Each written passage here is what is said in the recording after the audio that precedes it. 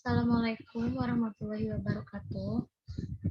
Perkenalkan, nama saya Ningtyas Ambarwati, NIM 19332020 dari Prodi Pendidikan Tari. Di sini saya akan menyampaikan hasil dari proposal penelitian saya dengan judul Tari Silampari Kabupaten Musirawas dan Tari Silampari Kayangan Tinggi Kota Lubuk Linggau, yang mana pada hasil proposal ini sebagaimana untuk menuntaskan tugas dari ujian akhir semester dalam mata kuliah metode penelitian kualitatif. Baiklah, langsung saja.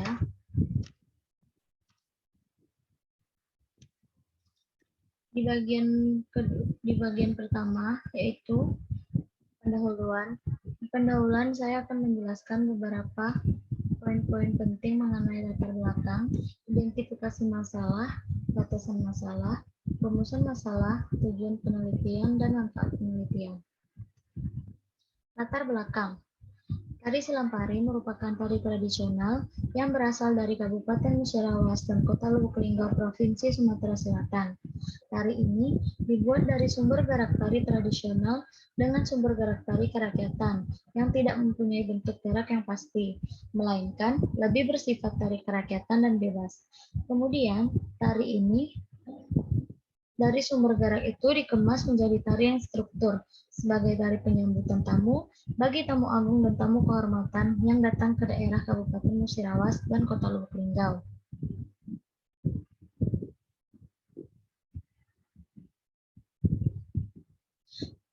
Melihat adanya persamaan nama dan fungsi antara tari Silampari,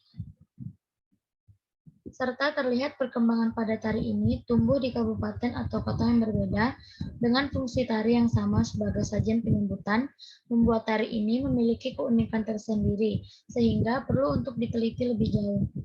Tujuannya agar dapat melihat secara mendalam perbedaan secara tekstual dan konteks antara tari Silampari Kayangan Tinggi Kota Lubuk Linggau dengan tari Silampari Kabupaten Musirawas, sehingga menemukan sebuah titik temu maupun perbedaan signifikan, baik secara bentuk, fungsi, maupun nilai-nilai yang menggambarkan identitas budaya masing-masing daerah tersebut.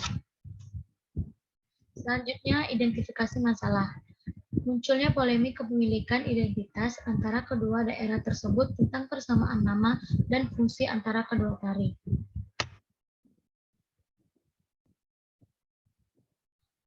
Batasan masalah menjabarkan bagaimana perbedaan dan fungsi yang sama pada tari Silampari Kayangan Tinggi Kota Lubuk Linggau dan tari Silampari Kabupaten Musirawas. Selanjutnya, rumusan masalah. Ada 3 bagian. Yang pertama, bagaimana perbedaan dan persamaan gaya tari Silampari Kayangan Tinggi Kota Lubuk Linggau dan tari Silampari Kabupaten Musirawas. Yang kedua, bagaimana perbedaan dan persamaan fungsi dan makna secara kontekstual dari tari Silampari Kabupaten Musirawas dan tari Silampari Kayangan Tinggi Kota Lubuk Linggau. Yang ketiga, faktor apa saja yang mempengaruhi perbedaan dan persamaan dalam tari Silampari Kayangan Tinggi Kota Lubuk Linggau dan tari Silampari Kabupaten Musirawas. Tujuan penelitian. Berdasarkan rumusan masalah di atas yang diungkapkan, maka rancangan penelitian ini bertujuan sebagai berikut. Yang pertama, mendeskripsikan dan menganalisis perbedaan dan persamaan gaya tari Silampari Kayangan Tinggi Kota Lubuk Linggau dan tari Silampari Kabupaten Musirawas. Yang kedua, mendeskripsikan dan menganalisis perbedaan dan persamaan fungsi dan makna secara kontekstual tari Silampari Kayangan Tinggi Kota Lubuk Linggau dan tari Silampari Kabupaten Musirawas. Yang ketiga, menemukan faktor-faktor penyebab perbedaan dan persamaan dari tari Silampari Kayangan Tinggi Kota Lubuk Linggau dan tari Silampari Kabupaten Musirawas. Manfaat dari penelitian ini ialah penelitian ini diharapkan dapat memberikan langkah awal bagi masyarakat, dunia pendidikan, dan untuk menambah penguatan teori yang digunakan tentang gaya tari penyambutan tamu di Kota Lubuk Linggau dan Kabupaten Musirawas. Melestarikan warisan budaya, di mana seni tradisi di Kota Lubuk Linggau dan Kabupaten tersebut mulai banyak menghilang, serta memperjelas identitas dan nilai-nilai bagi masyarakat Kota Lubuk Linggau dan Kabupaten Musirawas. Pada bab 2 di tinjauan pustaka, yaitu yang pertama menjelaskan tentang landasan teori dan kerangka berpikir. Di landasan teori yang pertama, menurut Sudarsono, tari adalah suatu bentuk ungkapan jiwa manusia yang diekspresikan melalui gerak yang ritmis dan dirangkai menjadi satu kesatuan, sehingga menjadi suatu bentuk yang indah. Jiwa yang dimaksud adalah suatu bentuk perasaan yang berbentuk emosional. Sudarsono menyebutkan bahwa tari adalah ekspresi jiwa manusia yang diungkapkan melalui gerak-gerak ritmis dan indah yang telah mengalami proses sterilisasi. Dari pendapat tersebut dapat disimpulkan bahwa tari adalah suatu bentuk susunan gerak dari esensi jiwa manusia, di mana gerak-gerak disterilisasi dan ditata sehingga menjadi ritmis dan indah, serta berisi makna yang disimbolkan untuk menyampaikan pesan di dalamnya, sehingga memiliki tujuan memenuhi naluri estetika dan artistik di dalamnya.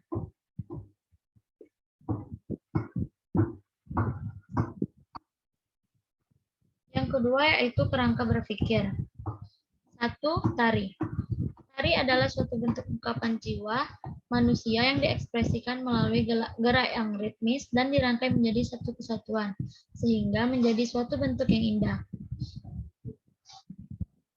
Adapun menurut John Martin dan Indra Yuda, bahwa tari adalah gerak tubuh manusia, di mana gerak manusia tersebut adalah substansi dari tari, yang bersumber dari pengalaman fisik yang mendasar yang dilalui oleh manusia dalam kehidupannya.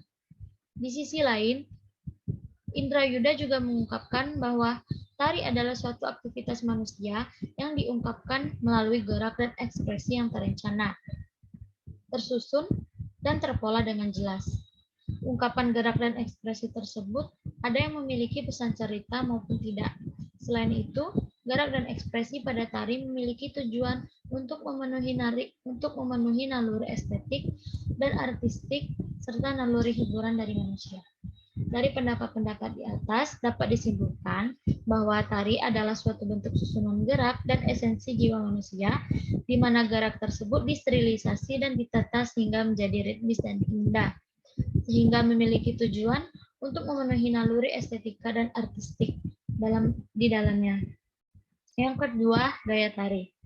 Gaya mengacu pada kualitas formal suatu karya seni.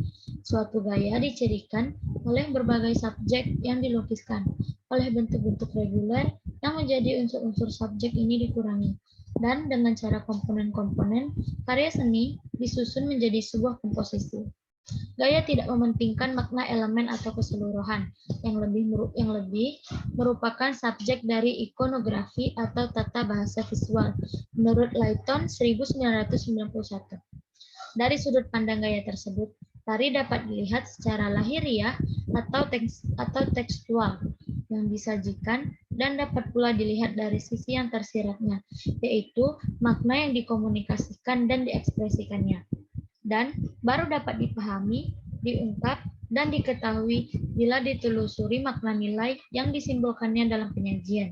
Ini dikenal dengan gaya tari kontekstual.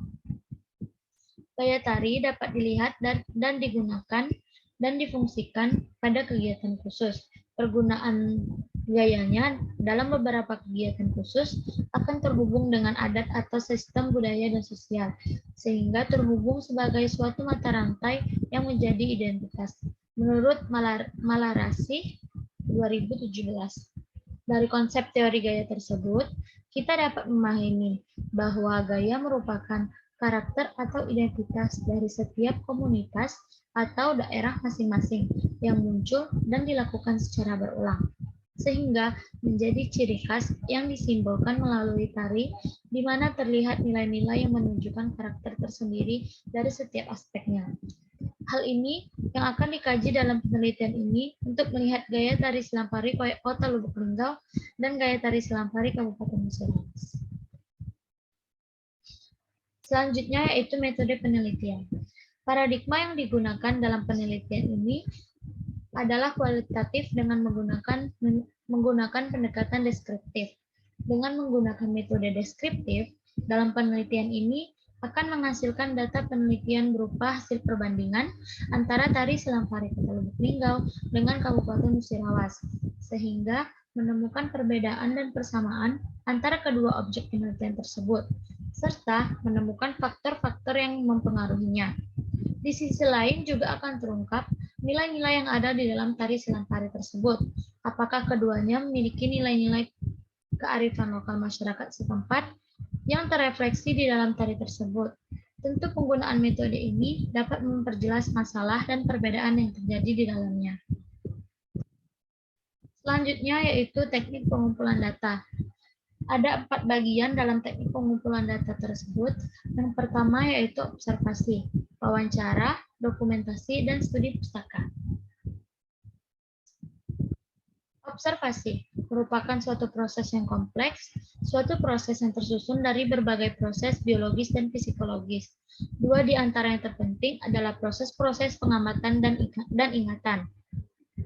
Beberapa data yang diperoleh melalui observasi merupakan bagian dari pendekatan terhadap suatu masalah yang akan ditelusuri.